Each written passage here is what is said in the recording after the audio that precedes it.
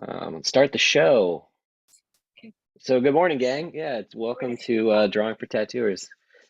Hey, morning, everybody. So this morning we've got Harriet and we've got Steven. So great to have you both. Oh, and then we just got somebody else here, Elise. Oh, good. Very cool. Um, yeah. So I hope everybody is doing well this morning. It's the end of December. We Yes. are we are hurtling towards the end of the year. Morning, Elise. Morning. Good morning. Right on time. Spirit. Yeah, Yeah. right on time. Yeah, we've got Spirit. Spirit's getting ready to join. So while everybody's getting in the room, hey, Spirit. Cool. Hi, Spirit. Hey guys, how you doing? I'm at work today. Hey. Cool. Yeah. Looks like I'll just be Steven's getting. at work today too. So you gonna be tattooing today, Spirit?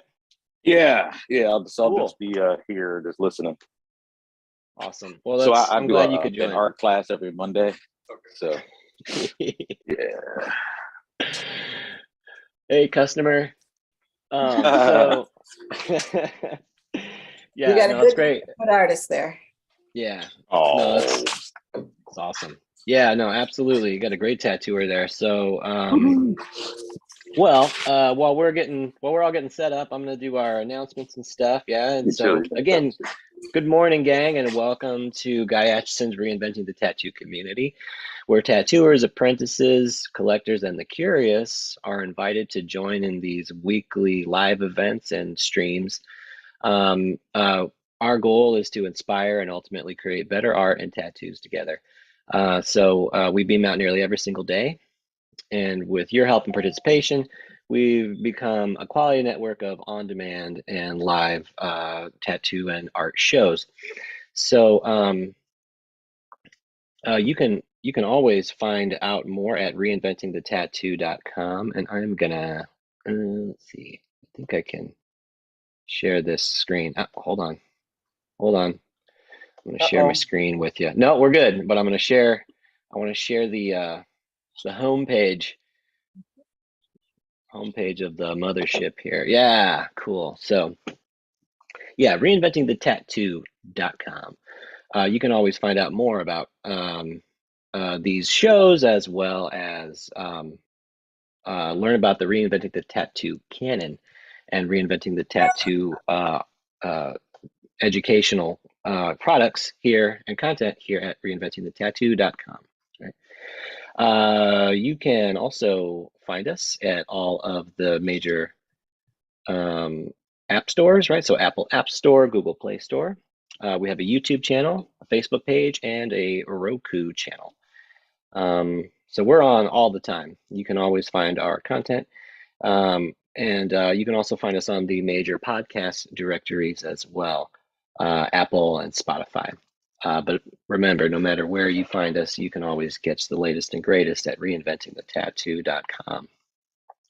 So we have a number of weekly stable shows. So beginning on Sundays at 11 a.m. Eastern Time, we have the Sunday Skill Building Drawing Group hosted by Jason Leeser. On Mondays at 9 a.m. Eastern, we have Drawing for Tattooers. That's this show, hosted by me, James Wisdom. That's followed at 11 by the Tattoo Weekly, hosted by Jake Meeks, Lauren Gregory, and Gabe Ripley. On at 9 p.m. 9 p.m. We have the subscribers exclusive drawing and exercise group hosted by Guy Atchison and Sandy McAndrew. And tonight there's a special guest, Ty McEwen. Ty McEwen will be doing a special biomechanical lesson tonight for all the subscribers. So if you're interested in learning more about biomechanical tattoos and designing them, subscribe and check out tonight's episode with Ty McEwen. So Tuesdays at at 10 a.m. we have the Tuesday Fields Drawing Group hosted by Ricardo Sturdivant. Wednesdays at 1 p.m. we have the Tattoo Now show, and Thursdays at 6 p.m. we have the Tattoo Collecting 101 podcast hosted by Fawn Baker.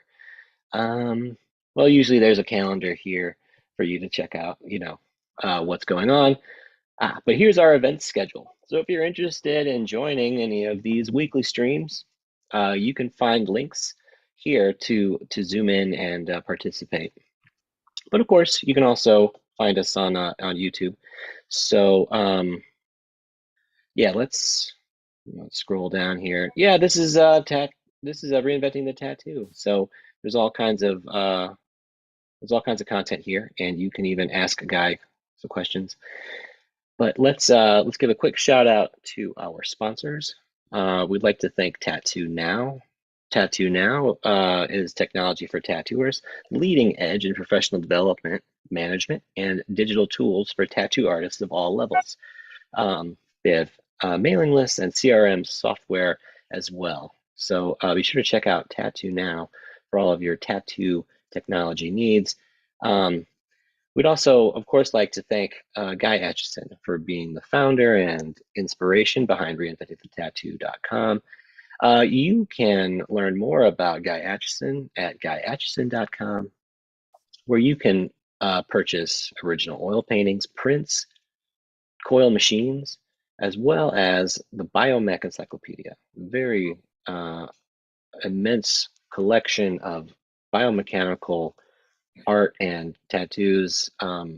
It's an incredible book. So if you're interested in that subject, be sure to check out the Biomech Encyclopedia. And of course, you can learn more at guyatchison.com.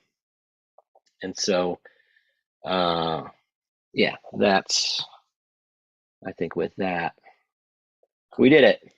Hey, we did it. Hey, good morning, everybody. So great to have everyone here today. So, Morning, Amber. Morning, Amber. Good morning. I almost didn't make it. I overslept. I know what that's like, but I'm so glad you're here. It's great to have the gang, and it's been a hell of a year. We're really, this is going to be the last show until January, right? So we're, and that'll be on like the 2nd, January 2nd, the You're taking the day after first Christmas Monday. off. No less. Right. The day after Christmas. Well, I'm hoping to do some travel and to see family and stuff for Christmas. That's the plan. And I really hope that you all get to do, the same. And, but at least, take the day off, right? It'll be, take the time, do something that you want with it, right? That's really important.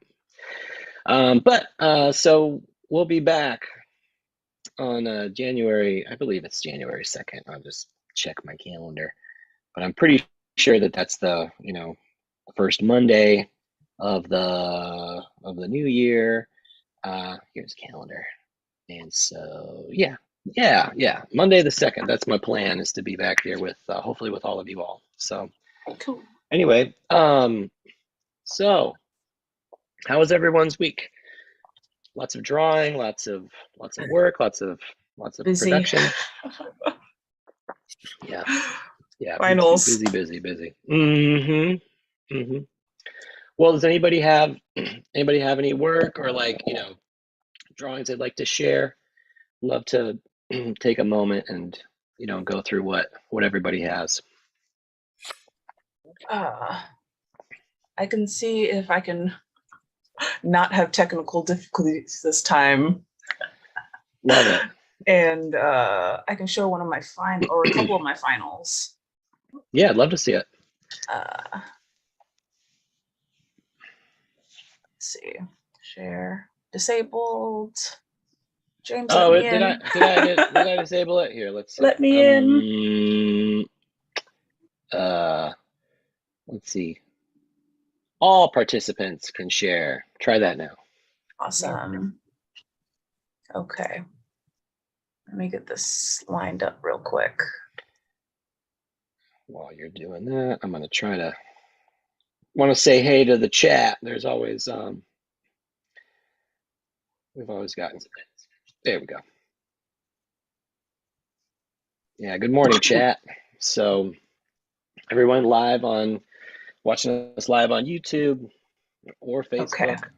It's great to have you. And Elise, you're up. Alrighty. So basically, one of my finals was to recreate an already existing item. So I chose this Art Nouveau like wicker chair. I need that chair. Maybe one day I'll 3D print it for you. Oh, that would be awesome. But yeah, so this is how dope. it ended up turning out. So beautiful. It's a royalty. It looks like a throne. What was your inspiration for it? The inspiration was the photos of it. So this was literally the only photo I could find of it on Google. There's only one. I did so many reverse searches and stuff to try to find like what the back or the bottom looked like, but this is about it that you can find. So I had to do a lot of problem solving to try and figure out how to construct it. So this one might end up on my portfolio next semester. Oh my goodness, my mouse just stopped working. Okay. But yeah, so this is one of my finals that I did. And let's see. I also did, I did a chandelier also. Art Nouveau chandelier. Whoops. Ooh. There we go. This one also might go in my portfolio when there were some details I wasn't able to get into it for finals week, but it was enough to be able to present. But I want to get more like of the etchings into these are supposed to be fig leaves, but I was only able to get like the silhouette of them in. So I might be putting them into a sculpting program to get some of those details in there for, I want to go into furniture modeling. So like, Crate and Barrel or like IKEA, they do online visualizations of their products. So I would like to go into something like that after I graduate. So yeah, I think those are my two best. Well, they're stunning. Yeah, those were stunning works. Yeah. Thanks, Spirit. You're When I approved. hit the lottery, I know who's designing my furniture. Yeah, it's too bad you had to pick such easy things. I kind of I shot myself in the foot because I had a lot of life happened over the semester, so I had to like cram stuff in, and I didn't really get it as done as I wanted to get it. But yeah, thank you. Thank you so much for sharing that. Yeah, those were incredible. And I hope, like we all need work, you know what I mean? So I'm glad you have like this sort of trajectory that you have planned out. But I mean, those are like, that's art, you know what I mean? You just create art also. Those are art. And I hope that you continue this sort of fine art practice as well. Because I think they could be very fruitful, just for all of us, you know what I mean? Like hopefully success for you, but like it would bring something good to the world. You know what I mean? Mm-hmm. So anyway, yeah. Amazing. Thank you. Thank you. Yeah. Any other take or to follow after that, after that? That's a hard act to follow. Yeah, Sorry. that's what I was just thinking. I got Self-conscious. Christmas cards I made, but they're I nothing. want to see them. All right. Here's one. Oh, Beautiful. Nice. Really And you open up inside and there's a piece of vellum and some patterned paper and it says Happy Holidays. oh, it's so cute. This is just a postcard one. Oh. So you write on the back. Very intricate. How did you make that one? The one with the tree? Painter's tape. Excellent. I used after I let the background dry because they're all watercolor. After I let the background dry, I just put on painter's tape and painted the stem in the middle. let that dry, and then I put on more painter's tape for the bows and painted them in and then took it off. Wow. Nice. I have another example here. Oh, these are lovely. Thank you. Then I have an abstract one here. Killer. Do you tailor your cards to the person that's getting them? Yes, Oh, I like to make nice. the card in their style. Uh-huh. Mm. So they have a piece of art for a present, not only a card. Yes, and these are going in boxes of cookies Oh, wonderful. because I make like 36 dozen cookies a year for Christmas. Can we all be your friend and you send us Christmas cards? Hell yeah. New people get added to the list every year.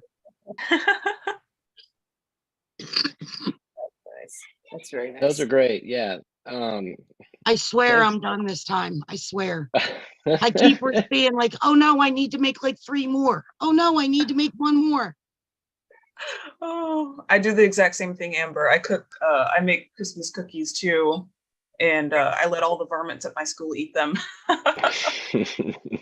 Right now, all the Christmas cookies are being baked, put in containers, and then hidden in my room from the grandchildren because they have figured out how to climb. For me, it's hiding them from my dad. He's the cookie monster of the house. It's so awesome. No, it's like it's so much effort to do, and it's I mean it's like, it's admirable, and it's also like it would be this really, exciting thing to receive these gifts. So I think it's a beautiful gesture. I really do. And a great way to sort of put your, like your gifts, to give back. You know what I mean? Mhm. It's really something that like I admire. I hope to to be like you, Amber. I really do. I really You do. I don't think want to that's live a awesome. day in this head. It's exhausting. Yeah, no, I think I think that's a very cool. Yeah, very cool. And They're gorgeous. yeah, they are very gorgeous. Thank So you. yeah, that'll be a really great present. So thank you. Yeah, any other who wants to show off? Who wants to show what they got? I've got a tattoo I'd like to get some looks at. You guys want Let's to check check it out? Yes, please. Absolutely. Cool. I don't know what the glare looks like on this. Ooh. Ooh. Good morning, Kyle, in the chat. You should join us. Yeah, morning, Kyle. Yeah, Steven, Whoa. those are badass. So Wow. is it Bela Lugosi as those monsters, or is it Those are both Boris Karloff. that's right, or is Karloff? I don't Nice. know. I don't know. But yeah, those are great. Yeah. So you're going, is this the design for the tattoo, or is this tattoo all done? This tattoo I just completed. The Frankenstein's healed. Okay. Yeah, it's incredible. Badass Steven. Mm-hmm. Awesome. This is like what I'm really trying to do on a regular basis. Is this? How long does that take? Like how many sessions? So I did it in 2 sessions. I did the Frankenstein in 1 day, and that was, I want to say I spent probably 6 hours of tattooing on that. And then to my surprise, I tattooed the mummy in like 3.5 hours. Wow. I thought it'd take longer, but also put in like a lot of prep work into it before I came in. So Nice. Yeah, I often wonder, your prep work is what, twice as long as the actual tattooing, 3 times as long as the actual tattooing? well, I didn't know exactly what I was going to add to it, and I ended up doing this double Boris thing.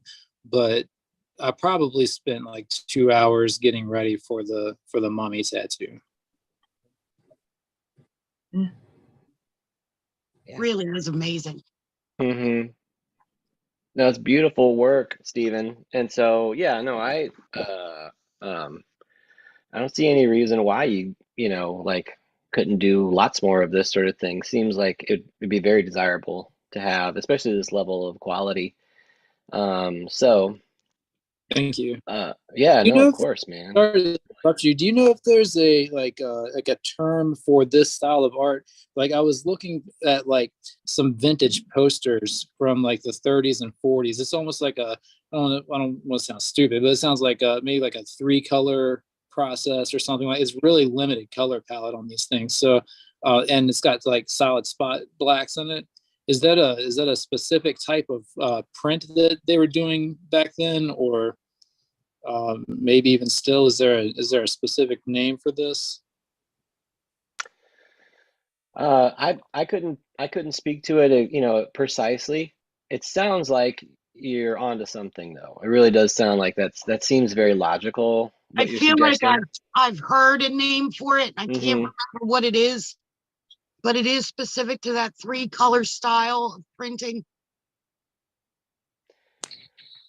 Yeah, but it's so, you know, so you're It wouldn't be you feel sepia like tone, it's would it? What is No, it? that would be more one tone. Oh, okay, okay.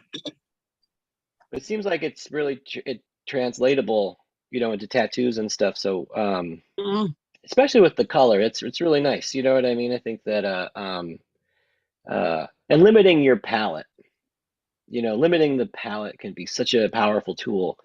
You know what I mean? Because it can become so overwhelming with, you know, having every, you know, color that you have out at the same time.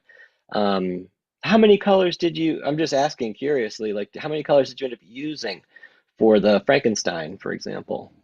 So for the Frankenstein, I used black. There's the orangish color in the lettering that I used. I got 2 purples for the background, but the greens there were 2 greens, or it was a green and a yellow, excuse me. And I put 2 caps of yellow out, and I just mixed the same green down to like a mid-tone, and used basically 2 colors for the Frankenstein. The greens basically only it's a green and a yellow, and that's it. Yeah, terrific. It makes a lot of sense. Well, so you know, I think what I would just point to is like the strength of the piece is really in the value. You know what I mean? So it's like, so you had the accurate sort of structural, you know, the line work that held it together, and then the value, all the you know, all the dark shading really lets us know like where the light is, you know, how the forms are, you know, sort of described. So, you know, again, as long as the color like matched the value, you know what I mean? If you didn't like go way out of like you know, order with that, it works. And you could, you know, you could color it any color, but you know, we're used, I think, you know, green for Frankenstein makes a lot of sense, and that was probably, you know, that's probably like your reference was green or something like that, right? Sure. So yeah, it's, you know, it was just well executed, you know, not it you know, not overthought, and yeah, this it's awesome. So the Mummy, so what about that one? Did you go with like a similar strategy for that? Yeah, I had black, and then I picked out the reference for the mummy was green also, and I thought it looked cool. And my client said that he'd prefer a sand color because of it being in a desert. So I picked out. I thought it was a great idea. I picked out a sand color, and then basically a darker tone, and I used the skin tone for the highlighted areas. Um, so I used a brown and a sand and a skin tone and black, and that was it outside of the purple background.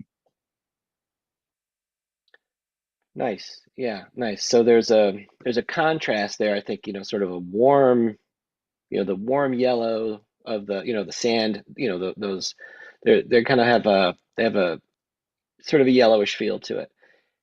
And then the violet, right, the purple background, it's sort of really, you know, so they really start to work together. And green and purple too. Those are, you know, It's my favorite again, color combination, good yellow, green, and combination. red. Hmm. They work so dynamically together. Yeah, no, so I'm not sure. I'm not sure if you know, like again, so it sort of it happened a little bit that way, but at the same time, everything, everything really seems to interact well. They seem to, they seem to work really well. So, yeah, it's super impressive, and like, yeah, I want a tattoo like you, Steven. That's awesome, dude. Yeah, Seriously. excellent work, dude. Seriously. I appreciate. Yeah, no, man, that's great. Um, so Yeah, did you that get should a look chance to dope, see Steve. it? Oh, you want to see it? Yeah, did you get a chance to see it, Spirit? Yeah, show Oh off yeah, I again. saw it. I saw it. The Frankenstein and the Oh, Mummy. It okay. was great. Oh, It looked really good. thank you. Yeah, dude. So yeah, no, excellent. And then yeah, and hopefully you're coming tonight to the drawing group with Ty McEwen, right? So Indeed, I am. Yes. excellent. Yeah, that's going to be looking forward to that. It's going to be really it's going to be a lot of fun, right? Really informative stuff too. So all right, any other takers? Anybody else want to show off stuff? Cool. And Spirit, you're working, Huh? and so Oh yeah. I Spirit, mean, you're working. I've been drawing. I mean, I I've been believe you. working on the head book, the head portion. I'm just working right this second. So Yeah, of course. No, I believe you. I think that's something, like I've been doing a lot of tattoos. It's been a lot of fun.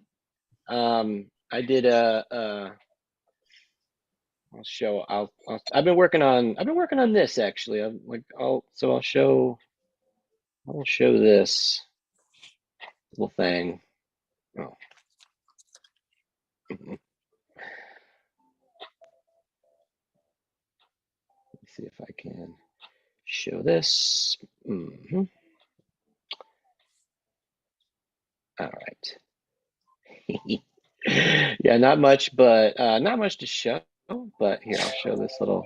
I've been oh, that's I've been cool. doing That's really cool. yeah, Nice. I've been doing like little studies of Legos. You know what I mean? Like so again, so this is like I think like this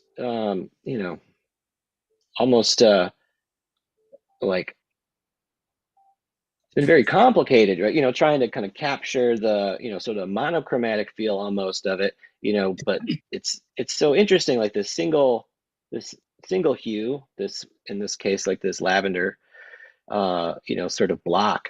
It's like it has a lot of different, colors, and there isn't really any black, you know what I mean, in it.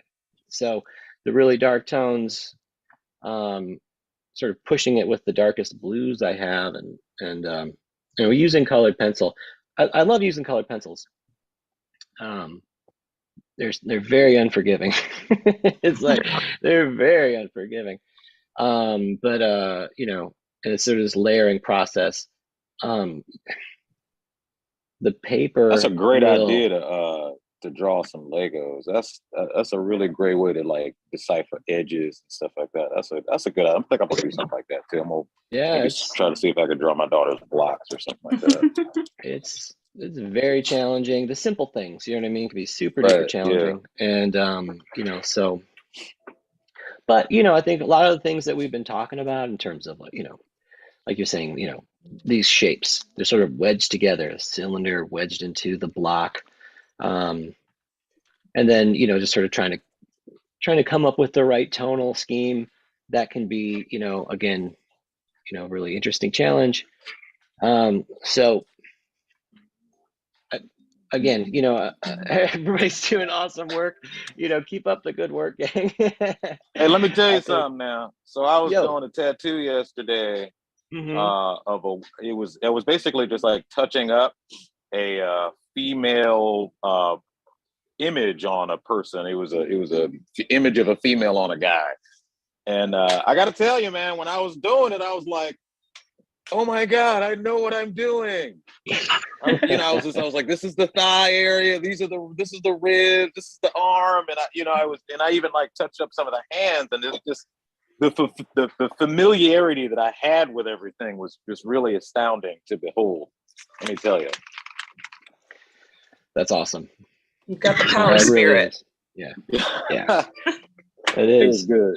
It was. I didn't take any pictures, but I was impressed with the amount of information that I was just comfortable with replicating, just because I'd been doing it, and it was all out of my head. It wasn't. I wasn't looking at anything. That was the exciting part. Thank you for sharing that. Really, I mean, I think um, again, it's like, there is a lot of power that comes with knowledge, but I think too, it takes this hard work. You know what I mean? It really takes your Yeah, diligent effort to to really stick with it, and it's that's what's gonna keep I keep me coming back, man. That's just those moments right there. It keeps me coming back. It keeps me just keep drawing, and just every day, just doing just a little bit by little bit, and it really, really goes a long way. I didn't know it would go this far. You know what I mean? Like I didn't know it would mhm. be. I don't know. It's like magic when it comes together. I agree. Yeah. I agree. Well, so I'm hoping that we can I'm hoping that we can actually maybe work on a self-portrait. I know something that we were kicking back and forth. So Uh-oh. just for fun. Yeah, yeah, just for Good fun. luck, guys. But but that's always this it was always a challenge that we would always do in drawing class is do a self-portrait. So Mhm. the real challenging part would be to do it from life in a mirror. Right? So you look in a mirror and you draw your portrait. Um, Is that you back there in the back? it is. Yeah, Yeah, I it actually looks fantastic. yeah, I have it. It's it is it's quite a sight here. I will share it. Yeah, it That's is. cool. I'm It's from really happy that you guys get to do this today. hold on. All right. So that's Share. Let me gonna try be one more time if I can share it. Share that. Share. Okay. You got a fresh What a cut for this nice, one. what a dude. For goofus. real. Yeah. What a goof. Well, anyway, so it's from a What mirror, a right? I'm looking at handsome a character. mirror. Oh, thanks. Looking at a mirror and drawing the portrait. So it is so it's totally different from drawing from a photograph. It's totally different from drawing from life. So I don't really even know. I don't know. I don't even know if it's like know if it's totally worth it using the mirror, but it offers a whole fresh set of challenges that I think so if you're using tools to to measure with, you're also thinking about you're trying to align things. This sort of upsets some of that stuff, right? And it forces you to go through like your own process, like how do I make this work? And then of course too, like you're trying to visually sort of align things, and um, you're always, you're the subject, so you're always in motion. So there really is a lot of enough of that. It really is. That was really It's dope. really really challenging. Oh, thank you. I appreciate it. Is it So a pencil what's drawing? that? Yeah, graphite. Yeah, Mm-hmm. it looks great. Just done. Thank you. Awesome. Just one. So just a 2B, right? Oh, Like, so yeah, yeah. trying to get all the range from just that one. So again, to your point, Stephen, about the keeping the palette minimal, sort of using graphite in that way. I have sets of pencils that it's like HB through 8B or whatever. It's like, so um HB is very light. It's a very hard leads in the pencil, so it makes a very light mark. And then 8 B or 6B, the higher the number, the softer the leads in the pencil, darker. It gets darker. So 2B, that's usually the, the standard school pencil, but you can get you can get a really wide range of tone from that. And so that's uh, that would be a part of the challenge too. See if you can sort of keep it in that range. And again, with pencils on paper, it's really unforgiving, like if you go too hard right away, you incise the paper, like you leave a mark in the paper. It's kind of similar to how, so if you're familiar with tattooing, doing tattoos, it's like if you go too hard and rough at first, you can really damage the flesh, and could heal poorly, you could scar. There's all sorts of issues that could happen with sort of really traumatizing too quickly, right? It's all a tattoo is a trauma. So it is a scar. It will always scar you. It'll always change the texture. But again, if you too exuberant, with it, you can, all sorts of issues. So again, it's so I like pencil and paper. I use my tablet all the time, but returning to pencil and paper, I think, can be really useful practice for everybody, because it really teaches discipline. It also teaches you're teaching yourself, right, this discipline. And the paper is also, is responding to you and sort of showing you where it is that you need to sort of make adjustments and stuff. So anyway, so this is what I'm hoping to do. Maybe like, since we're skipping next week, so the following week, sketch up a little self-portrait. You can use a photograph. What the heck? You know what I mean? It doesn't matter, but give it a try. I think it could be something that could be really useful. Could be a lot of fun. And then again, it's sort of it's always weird, like, seeing somebody interpret, your portrait in a drawing or a painting. It is always a little bit weird. Sometimes it feels flattering, feels like, oh, that looks better than me. And then sometimes it's like, nope, is that what I look like? Is that what I look like? Right. And so again, this might be sort of seeing what you do, through your own filter, seeing how that goes. So maybe like reverse take the portrait, if you're using a photo, and reverse it, so that way it's sort of a slightly different, could be slightly different to you, or the way that you see yourself, I guess, in the mirror, right? Like we always see ourselves, we're used to seeing ourselves a certain way. Anyway, that's what I'm going to try to do it. There is no try. I'm going to do it. I'm doing it. I'm going to do a portrait, self-portrait, because it's a challenge to do every year. You should, way back when, that's what all these great artists and stuff used to always do. Every year, like you do another self-portrait. At least once a year, Oh, you that's do your cool. self-portrait. So, so yeah, give it a try. That's going to be the challenge that I want to lay down for all of us, myself included, to try to do that. Before the next time we meet, which would be in 2 weeks. So, well, anyway, so since we're all here, why don't we do a little bit of drawing? Thanks everybody for sharing. It was really it was awesome to, it really was awesome to sort of see where, that what everyone's into, what everyone's working on. And so, let me see here. I'll just,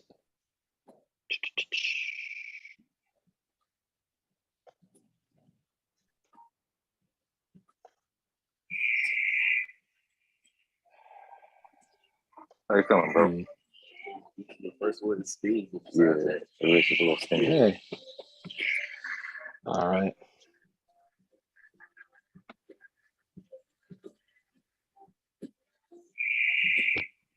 I'm working on it, gang. Here we go. Okay. All right. So, yeah, hopefully you all can see my screen.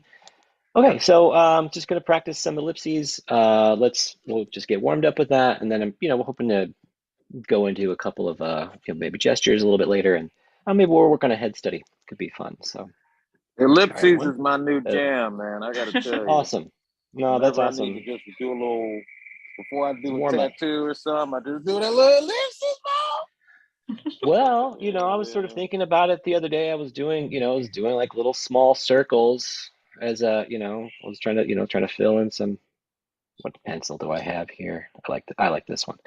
I was trying to do some fill, and it's like ellipses, right? Anyway, practice some. You know what I mean? Do your thing. And remember, right? So an ellipse, right, is a long axis and a short one, right? And so this can be oriented.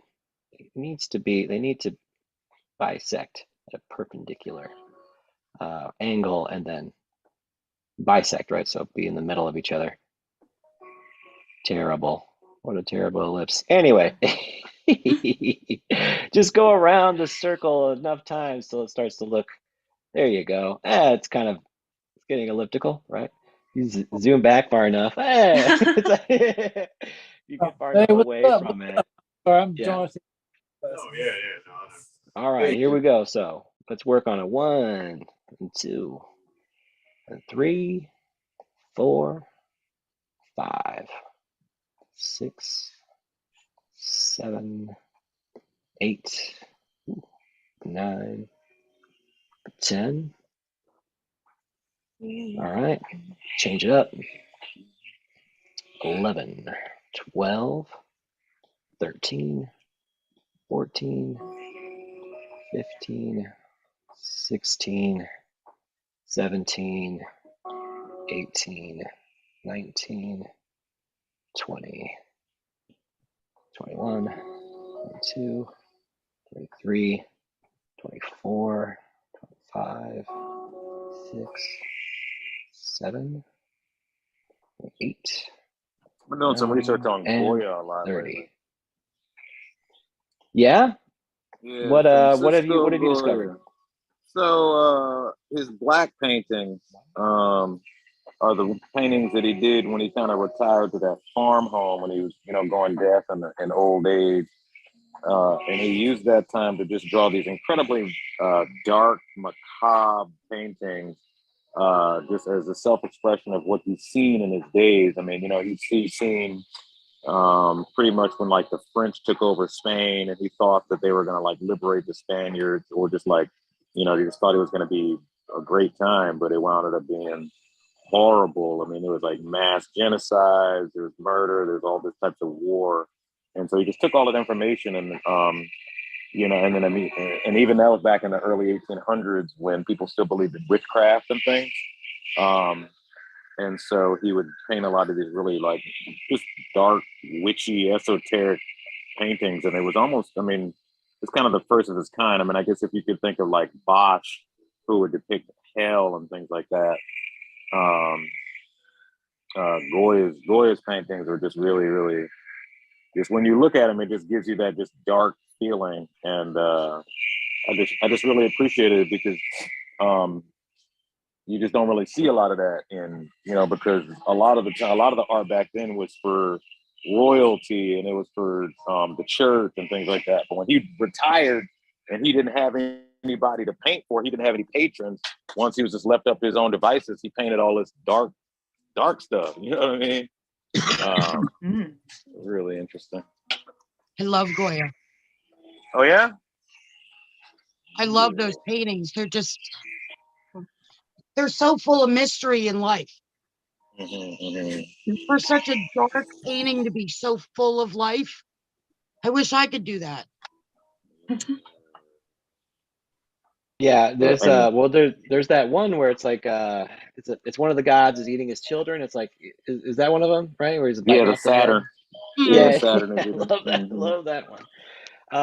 Hey, good morning, Kyle Olson. It's really great to have you. Thanks for coming. Hello. Morning, everybody. How we doing? Hey, what's up, Kyle? How goes it? I would have joined earlier, but I was fighting with the screen protector, so I put that together before I hopped in. Well, it's awesome to have you. So Kyle is a tattooer and also joins us every Monday night on the subscribers with Guy Etchison. And yeah, shit, it's awesome to have you, Kyle. Thanks for coming, dude. Bro. Nice Yeah, to meet you. thank you. Thanks for having me. No, of Oh, I'm course. excited. So anyway, we were just getting warmed up, with we do this ellipse thing, where we draw ellipses. Again, it's kind of like when I use my iPad, it's like makes it perfect. I can just hold it for a second and boom, perfect ellipse every single time. But it's nice to practice them, I think. It's humbling. It's super humbling, because it's and sometimes you get really close and it feels good too, so it can also be, I think, really rewarding too. But any one of these little drawing practices, I think, are I guess to paraphrase Spirit, right? Just do a little bit of it every day and it can really be helpful. So, it's I'm trying to give myself advice here, you know what I mean? Just do a little bit every Dude. day. Self-motivation. It's Point hard, man. zero It's zero hard. one is infinitely larger than zero. Mm. Amazing. I'm finding Amazing. that ellipses practice is one of my favorite things. I'm seeing ellipses in everything. It's like everything. Faces have ellipses, flowers have ellipses, everything has ellipses in them. Yeah, they are. It's ubiquitous, and I think as soon as you start kind of pointing it out a little bit, you really start to see it everywhere, right? And I think the same with these sort of we're talking a lot about these forms too, these platonic forms, cubes, and pyramids, cones, cylinders, spheres. And again, it's sort of this strange thing where they're never like truly perfect, right? There's always something. So in this way, they don't exist really. That was the whole concept, is that they existed in some other realm, and that we're just representing them. Maybe this other realm is in our imagination. We can hold them as being, something that to aspire to, but they won't truly ever be there, and so on and so forth. But I think so again, that's a humbling thing. You can't achieve it, but you have this sort of drive to try to represent. And so there's something fruitful that comes out of the failure. Does that make sense? Yeah, that's a good Always way to gonna look fail. at it. Yeah, you're always gonna fail, but it's something fruitful. I don't know if you've ever Always. seen Toy Story, but there's a quote from Toy Stories that I'm not I'm not flying, I'm falling with style. That's Yeah. funny. I like that. Yeah. No, I feel that way often. So just it's the style part you got to work on. I guess if if you do it if you do it enough times, you fail a certain way enough times, and that becomes your style, I suppose. I've heard that somewhere. So, but anyway, outstanding, really outstanding. So I just had like another thing to show real quick. Let me see if I can share. Let's see if this will let me share. Okay. Give me 1 second.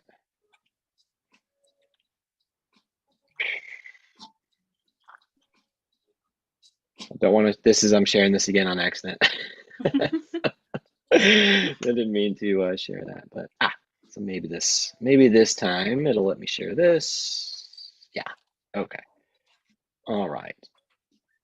A little bit light, but hopefully you can kind of see it. Oh, nice. This is a head study done from life.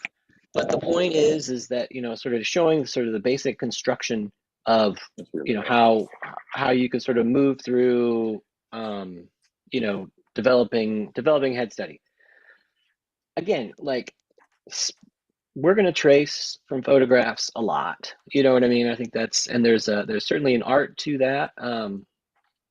Something that we were kind of covering in our group this last week, sort of using photographic reference and tracing it, and developing a line drawing from it.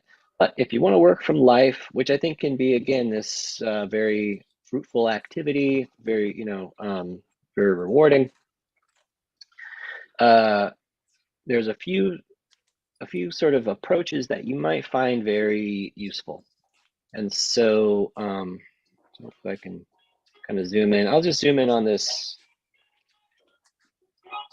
face here, because I think that can be, hopefully this can be like a useful demonstration.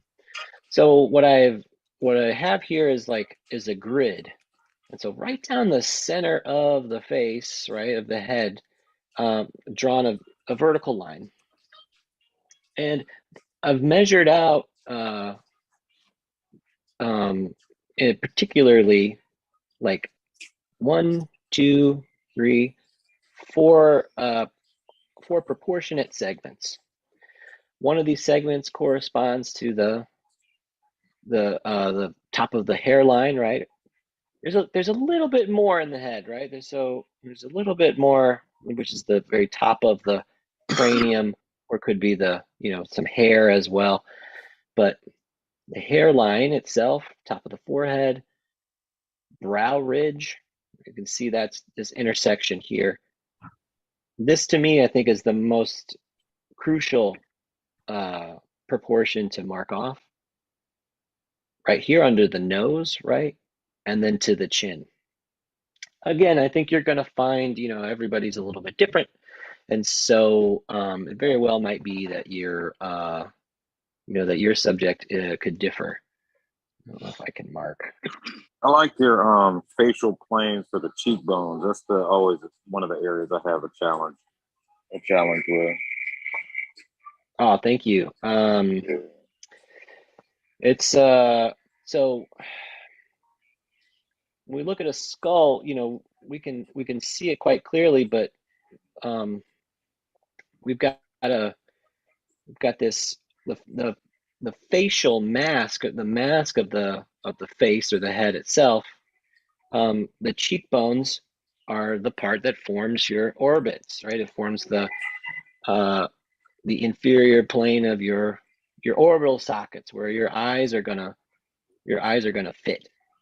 And then the brow ridge is this superior part. It's the the upper part of your orbits. And so the structuring them in, I think, like as planes, is a really great way to start. And then you can always add a little bit of softness to the shading and stuff. I think it's a good approach, and so there's a symmetry that everybody's face, for the most part. Again, you're going to find people are different from this, but maybe it's that idealized thought, like everyone is symmetrical. But there's certainly this attempt, the body attempts to make a symmetry, right? There's as you're growing. So, and then there's going to be little differences in everybody, right? That perfect symmetry probably doesn't exactly exist. But anyways, right. So the proportions I'm talking about, mentioned them briefly last time here. Let me see. Let me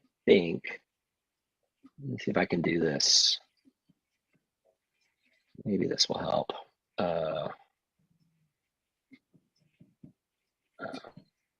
Rid of the, yeah. Cool. All right. I'm just going to load this picture up into my iPad, so that way I can draw on a little bit. Let me see here. Copy photo. Yeah. And I'm gonna add it, paste, got it. Okay. Cool. Thanks for your patience, everybody. Now,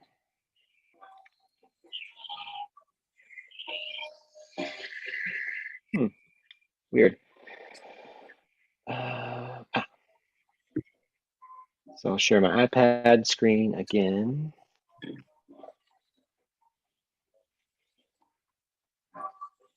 Maybe. It's getting there. It wants to I'm join. getting used to it. Okay. It's warming up.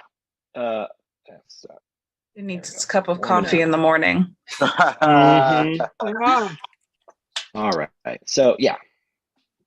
So this, right. So again, so this section here, I'll use a different color. So this section here, right? So that corresponds to the hairline, right? Brow ridge, nose. It's the bottom of the nose, right? Chin. And so what all these have in common, right, is that they're equidistant from each other. Okay, so maybe you check them out yourself and you find that they are just ever so slightly, one differs from the other. This is just a place to start. Right? This is just a place to start. But again, it's the same thing as that symmetry question, right? Like, these are probably never perfectly there, and they're probably also, just like somebody's face isn't perfectly symmetrical. But sort of having this, having these proportions as a place to start, I think can get you in the ballpark. And so you can transpose this to 3/4 view as well, right? Or I think, do I have a profile? Yeah, a profile view as well. And sort of just starting off measuring these out can give you a place to start. So that way, like your proportions don't get out of whack. Again, if you're tracing from a photograph, you won't have this issue. But if you're trying to draw from life, a head study, somebody's sitting there in front of you, you got to start somewhere. So giving yourself some guidelines will really help. So doing a little bit of measurement as well, I think, can help. And so measuring off, comparison of, like, all right, the overall height, right, of the head, as compared to, how does it compare to the width, right? So if I measure the width, I'm looking at it, if I take that and I, like, roughly this amount, right? This is like, let me see if I can differentiate this a little bit better, right? So width, well, this is the width, right? It's this wide, if I turn it that way, it's this wide to this tall. That's sort of a relationship. Again, this is, so you find a proportion, and this can help you. Again, you can break this down a little bit, and you can measure even further. You could say, all right, so the edge to the center, measuring from the middle out, the inside out. Take that relationship and you compare it, and it's like, well, how does it relate? It's about corresponds to roughly there, right? This overall width is the same as your measurement, your proportion to the brow, right?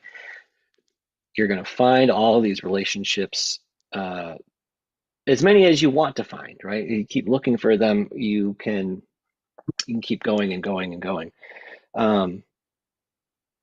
You can also, I think, find triangles as well. This is something that, if you look at Leonardo da Vinci, for example, he really used a lot of this sort of this triangle idea. And so, you can align this sort of, there's a triangle there, right between the base of the nose to this, right? There's another one right here. So one kind of corresponds to like, sort of the nose. The other one kind of corresponds to the cheekbones. Probably, wherever the sternal notch is, there's probably another sort of triangle that fits, So again, the anatomy, it relates to itself.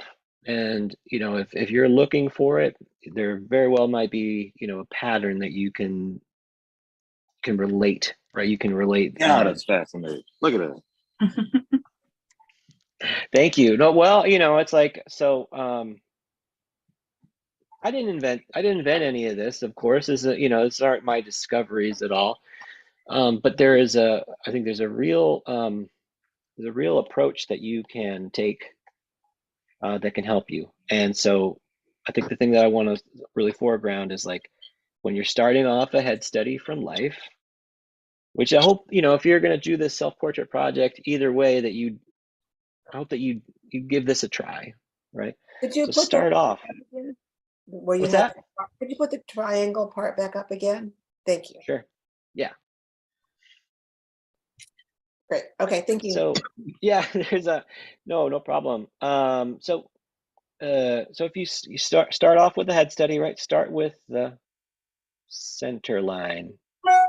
Start off with a center line. I think that's really going to help you, right? Again, profile might be the simplest way to go, right? So if you only have to draw like one half of the face, and then then of course the the back of the head too. But if you're going to draw the face sort of front on, this can be a really great way to go. Start off with a center line, and then this would be the second. This would be the second move right here, the brow ridge. So the anatomy here, what we're going for is called the glabella.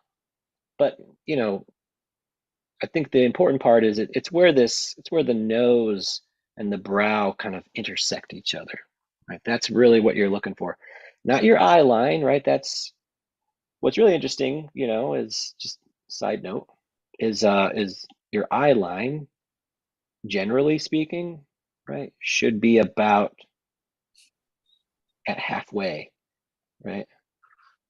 This where eyes are should be approximately half of the overall, so if you're looking at your eyes, from the corner to inside corner to outside corner and then across, that's about halfway up roughly. So get rid of that. But don't go for, you can go for that first, I suppose, but starting with the brow ridge, I find is a really, I think it's a really effective way to go. It helps me out a lot. So anyways, start with center line, brow ridge, and then of course you can start to measure off like, I'll take a real quick try. Okay. you start to measure off like, so the hairline, right, the nose, and then the chin. Again, you'll look for those and sort of find out how they relate to each other. Are they sort of equidistant from one another?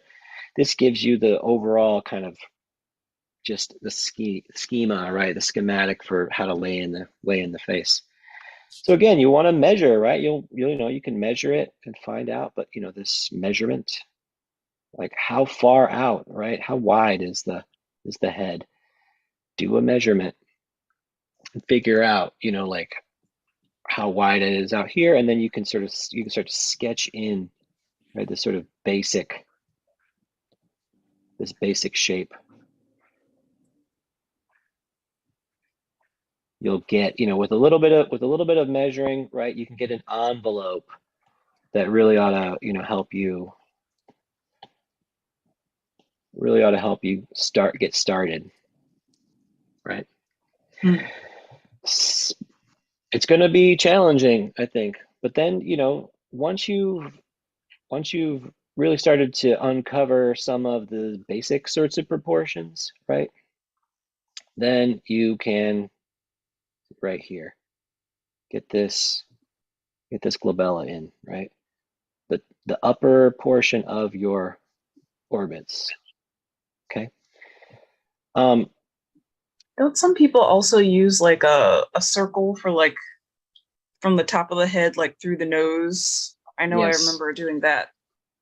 yes. So that's like Loomis method. So if we take a circle, make it a little thinner. Yeah. So if we circle up, no, I want to circle. Yeah, terrible. All right, so we have a circle. Um, so the Loomis method is like if we're just drawing this same, sort of uh, this same sort of thing, you draw a straight line through it, right?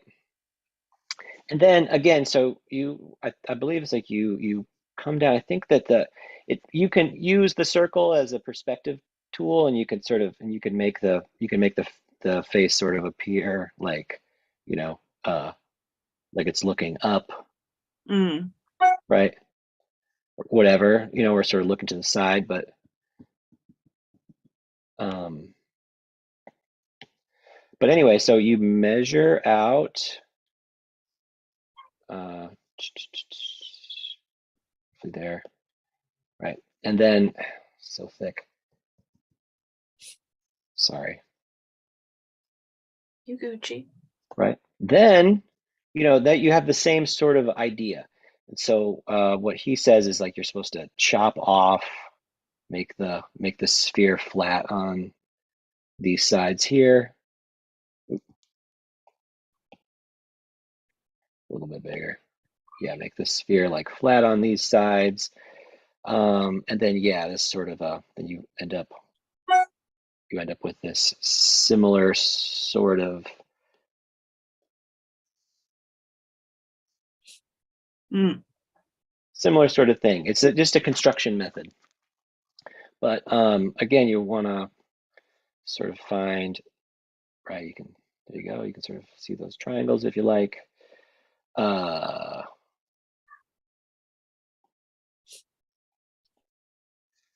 And probably, so a general sort of, a generalized proportion that's often sort of seen in terms of eyes, like how wide they are, it's like 5, however big the eye is, it should be like approximately 5 of those across, right? So, there should be an eye between your eyes, and then half and half or something like that, right? Mm. So these 5 eyes that you have across, that should be the width of the head, something like that. But again, you're measuring it, you're sort of finding it for yourself, and you'll see like how the subject looks that you're trying to capture. Right, cheekbones, zygomatic arch, uh, nasolabial furrow. That's this little part between your nose and your cheek. It's this little furrow that you have. Yeah. So I think same sort of method that you can kind of use there. There's the top of the head, and then there's sides. Looks like ears are something like just a little bit below the eye, and then a little bit below the nose here. Or sorry, yeah.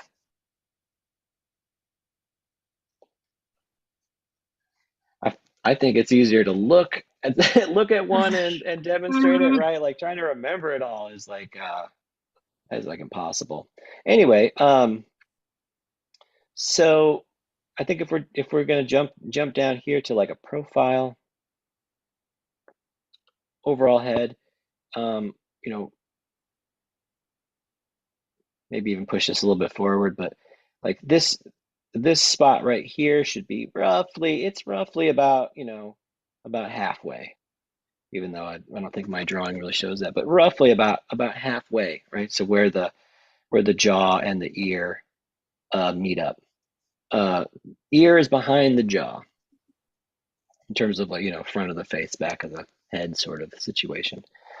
So again, if you're looking at a reference, you're looking at a subject, it's a place to start, right? So so yeah, that's really all I wanted to, I wanted to sort of go over some of that with you, and think about, like, as you're approaching your subject and you want to draw it, break it down, right? Don't just go for a detail and try to, work it out. Try to structure it out. Again, I think thinking about in terms of like, center line, and then measuring from the inside out. So you have the center line, and then center center line, and then you measure from the, from this inside point to the outside, and then you compare it. That's, I think, going to be, a useful part of this exercise that really could help you. Yeah. So I hope that was fun, and I hope that was like informative as far as like developing. You want to draw from life, draw this head study from life. You know, give those methods a little bit of a try. See if that doesn't help you. Um, because again, it's like, it's like you're looking at a human face. It's very complicated. How do you start? How do you break things down? Start on the center line, brow ridge, where the eyes are gonna go. Make a place for them before you get into the details of eyelashes and, like the highlight on the eye and stuff like that. That's the stuff you want to do, right? That's the stuff I want to draw. But I've got to lay all the groundwork, lay all the foundation down first before I can get to that part of it. Does that make sense? Mm. I think Yes. that's, again, this is just some people draw. I mean, some people draw the opposite way I've just said. Some people just, they start off with with the eyelashes. Lucky them. Yeah, well, I'm not going to The say it's wrong to do. I mean, like, I've seen it done. It's beautiful. Um, uh, this is another approach that I think is more, I think is more approachable, if you will. So, um, you know, give it a try.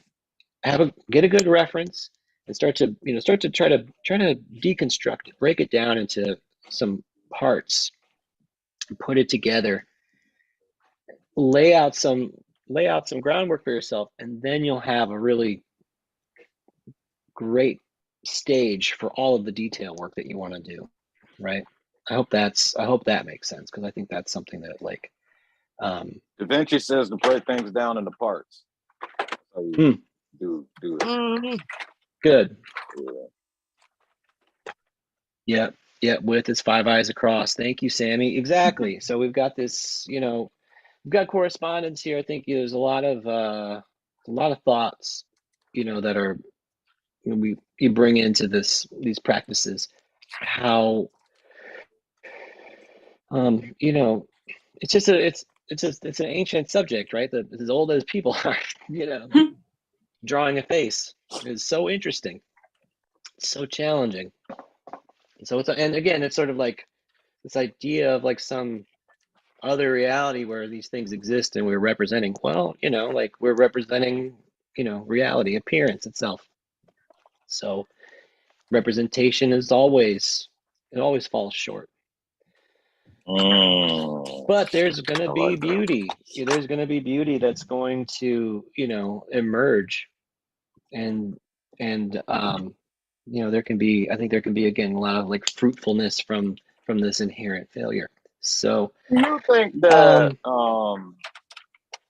just with the advent of technology, do you think that we're ever gonna get there? Like, do you think that there will ever be a time where we're just able to draw something so real to where even, our eyes are 100% deceived?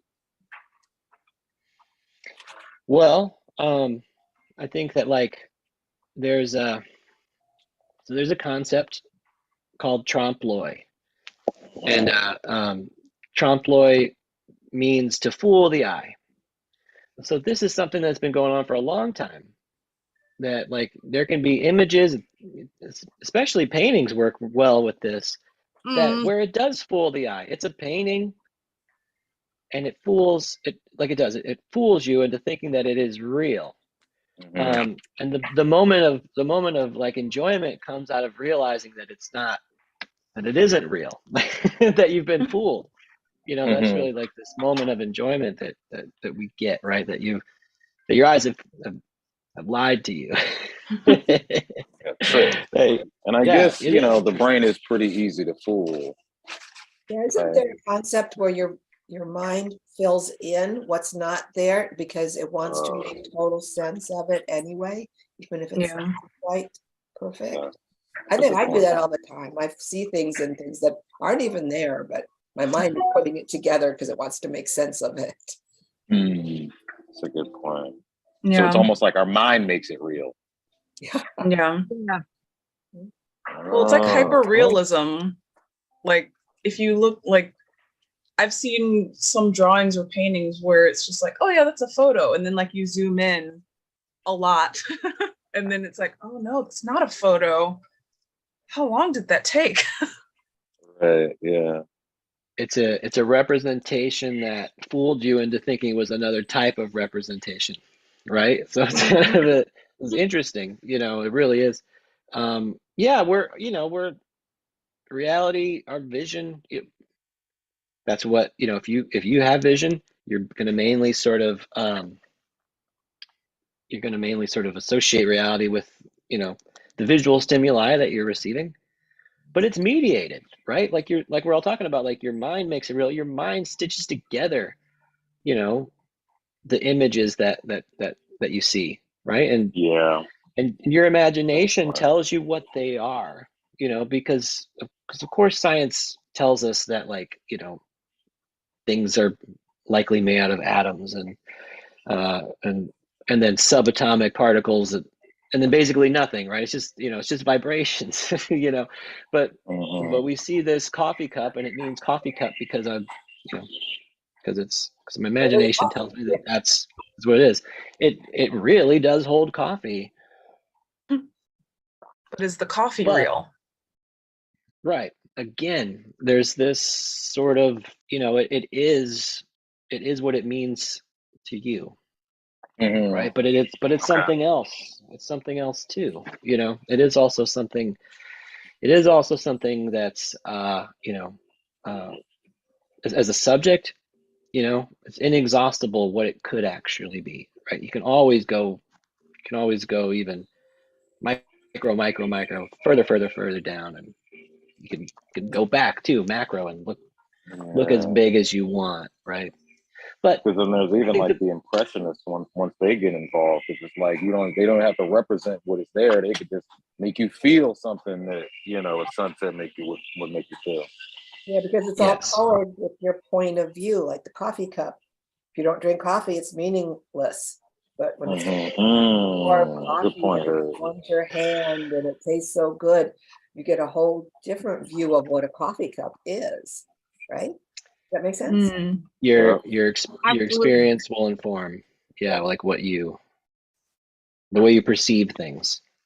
Certainly, yeah, certainly, yeah. So will we ever get to the point where, like, you know, representation can replace reality entirely?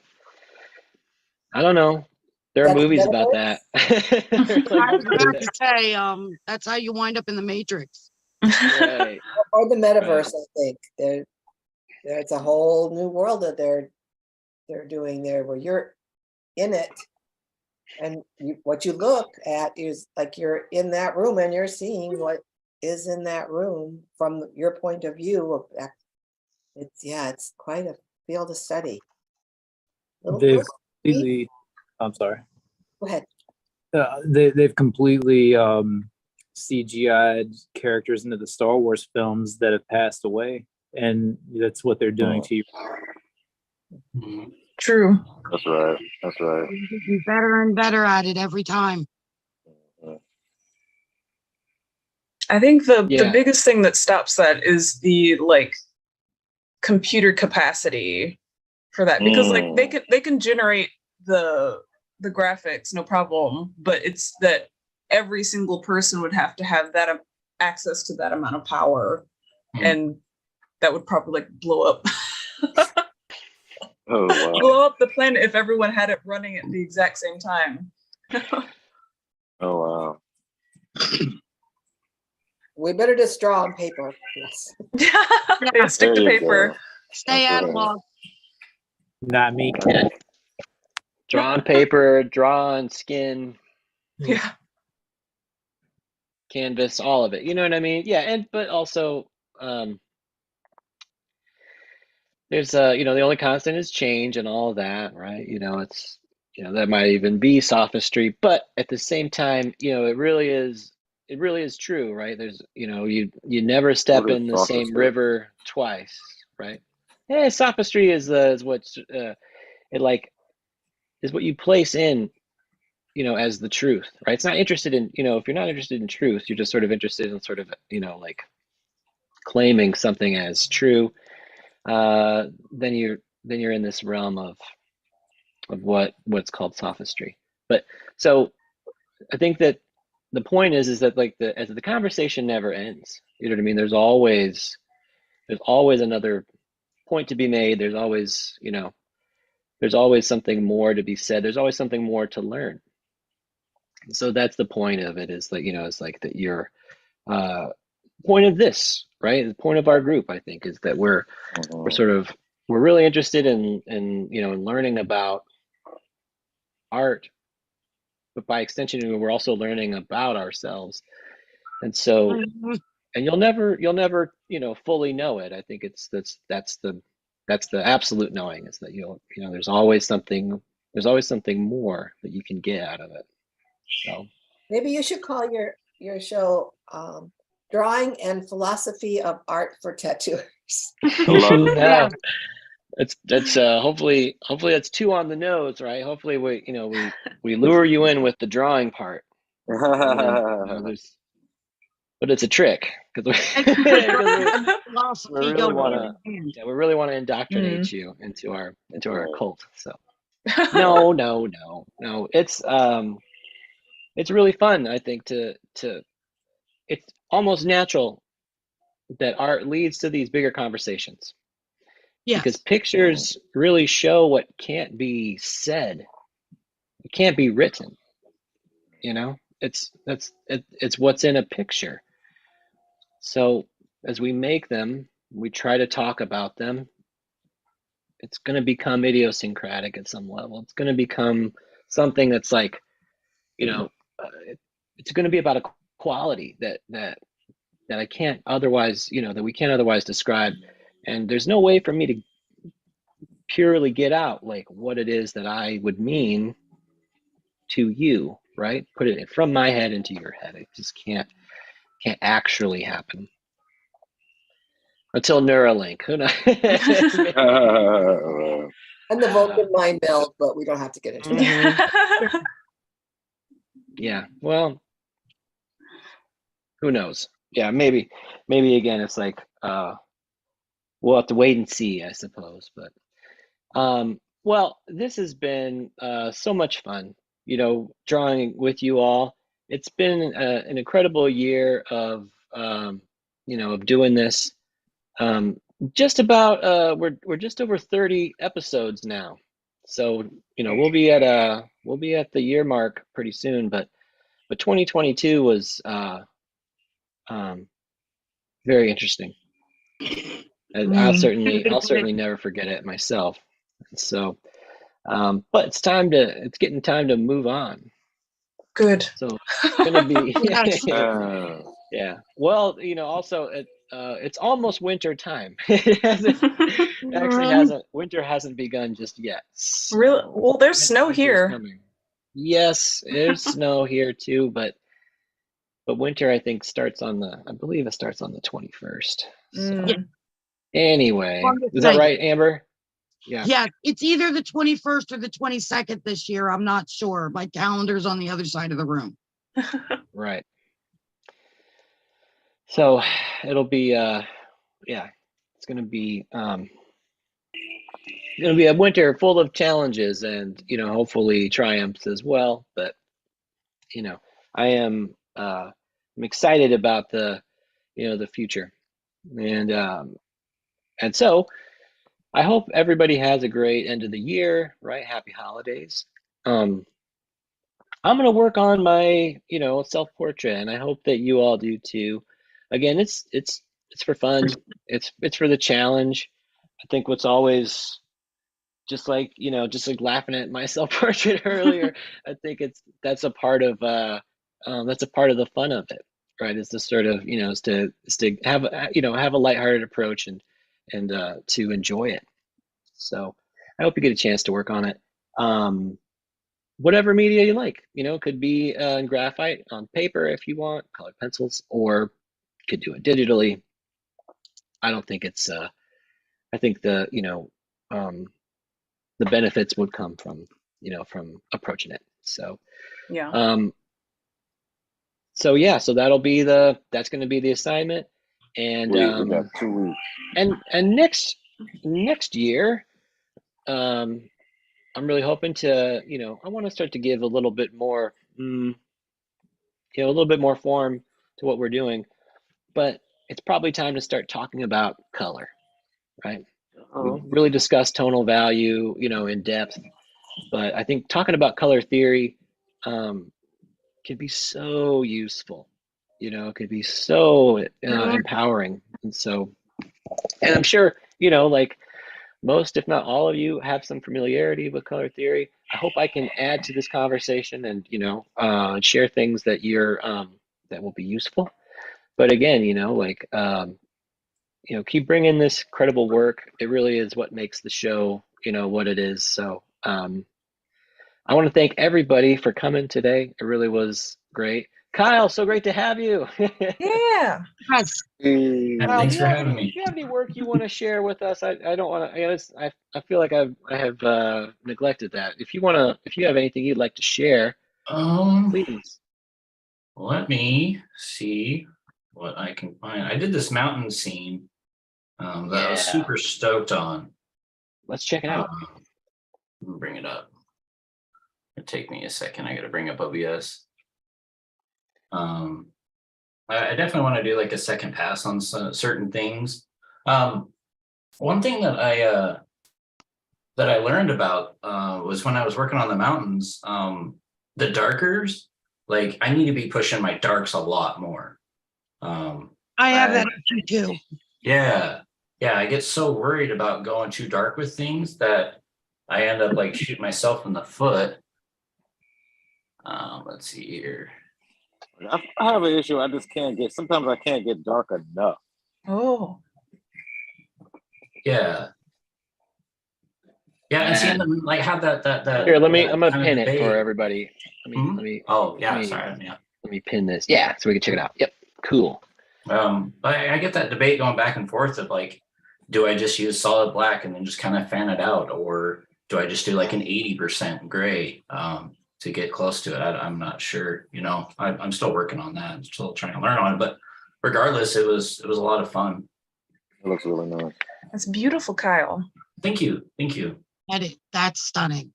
Thank you. I really like the use of light and just like it looks like negative space in the mountain area, and like use the chiaroscuro effect to put that darkness behind it to pop it out.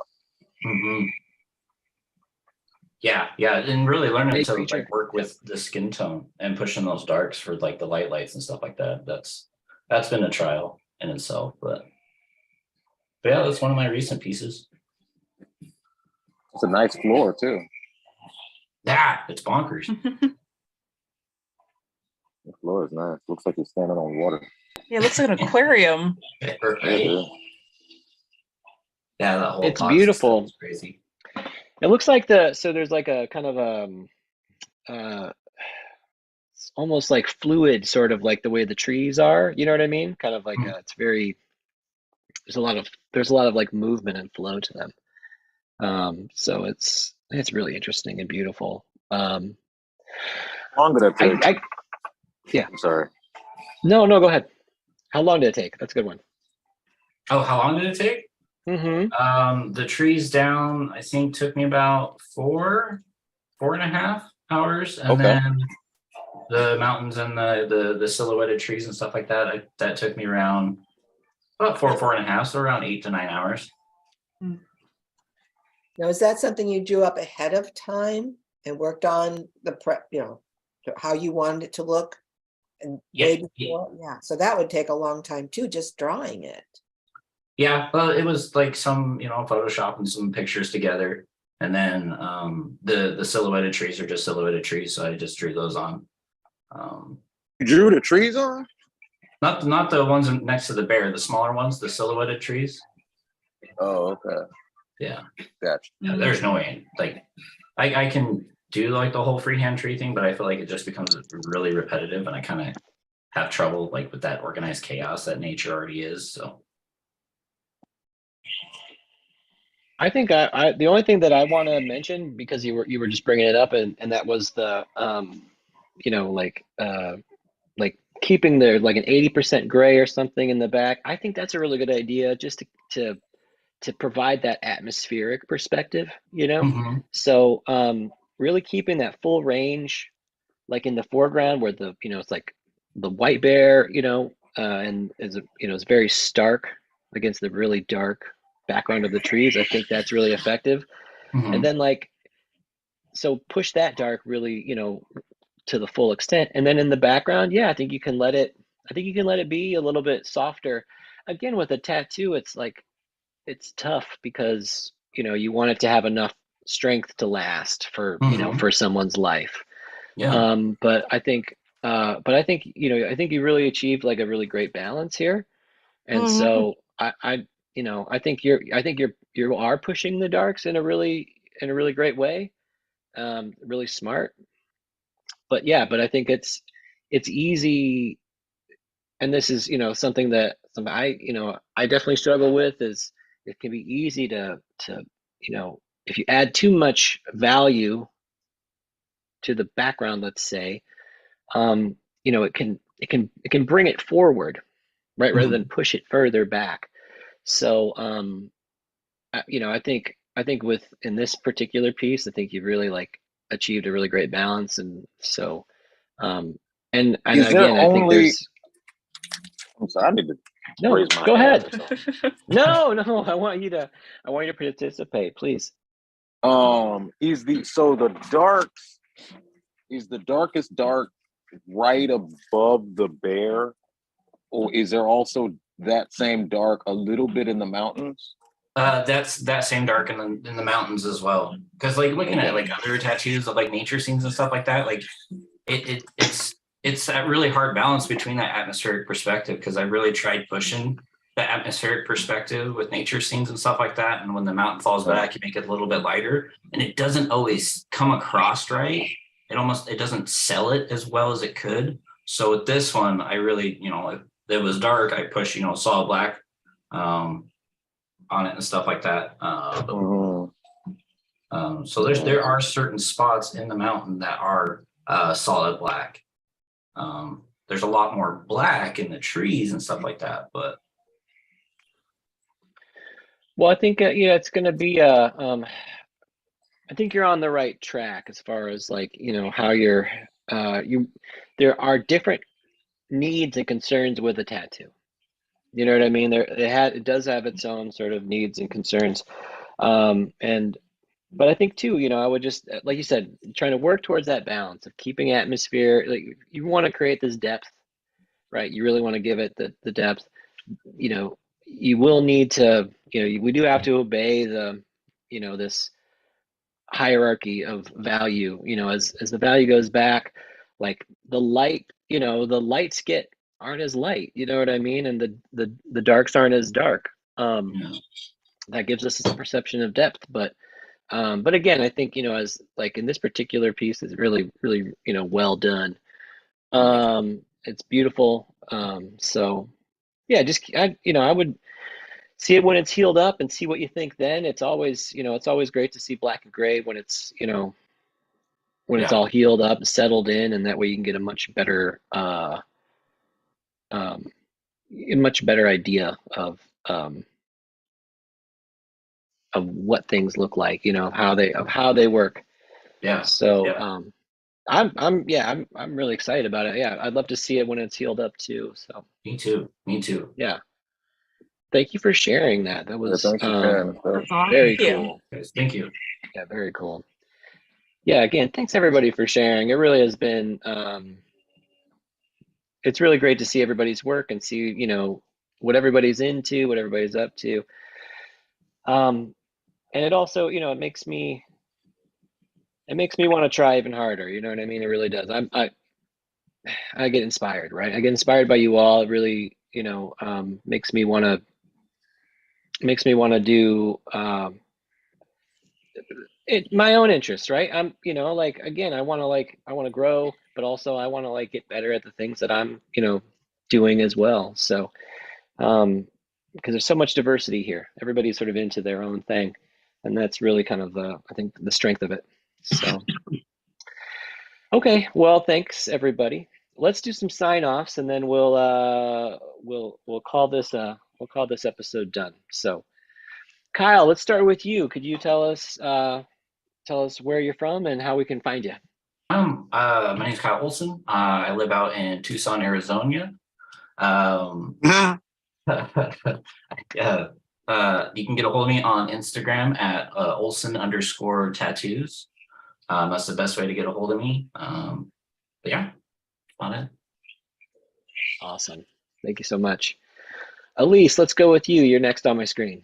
All right. I'm Elise Morrow. I'm a 3D artist, and you can find me on Instagram at Technodreaming. Awesome. Thank you so much. And great work. Yeah. Thank you. Awesome. Harriet, you're next on my screen. I just want to say Merry Christmas, Happy Holidays to everybody. You'll find me here on the 2nd of January. Thank you. Steven. Stephen Jesse. You can find me on Instagram at Stephen Jesse, and I'm from Virginia. Thanks, Steven. And awesome tattoos today, dude. Seriously, it was Yeah. super you, bud. duper easy. Awesome. Awesome stuff. Thanks. Yeah. Thank you. Amber. Happy holidays, everybody. I hope you have a great holiday and get everything you want, corporeal and non-corporeal. I'm Amber Morgaine. I'm from Mays Landing, New Jersey, and you can find me on all the sites under Amber Morgaine. Awesome. Spirit. Yo, I would like to say thank you to everyone as usual for making my life more complete by being members of this little art coven that we got going on every Monday. Like that. I like Art Coven. I like that. Yes. And you can find me at Tattoos by Spirit on Instagram, Tattoos by Spirit on TikTok, and tattoosbyspirit.com. Outstanding. Thank you. And thanks again, everybody, for coming. Really is, I really look forward to it. So hope to see you all again in just 2 weeks, January 2nd, mark your calendars, for our next episode of Drawing for Tattooers. I'm James Wisdom. You can find me on Instagram at Tattooing Wisdom and tattooingwisdom.com. Thanks again, everybody. Let's do those self-portraits. So happy drawing, and I'll see you next stream. All right. Bye.